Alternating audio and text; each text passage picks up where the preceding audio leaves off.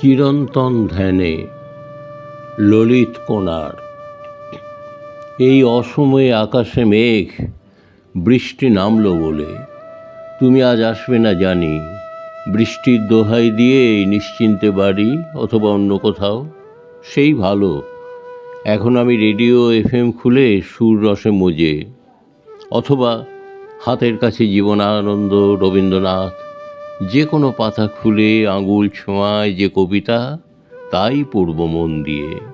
আবৃত্তি করব উদাত্ত সুমিষ্ট স্বপ্ন নিয়ে। চিলের সোনালি ডানা হয়েছে খয়েরি, ঘুঘুর পালক যেন ঝরে গেছে, শালিকের নেই আর দেরি।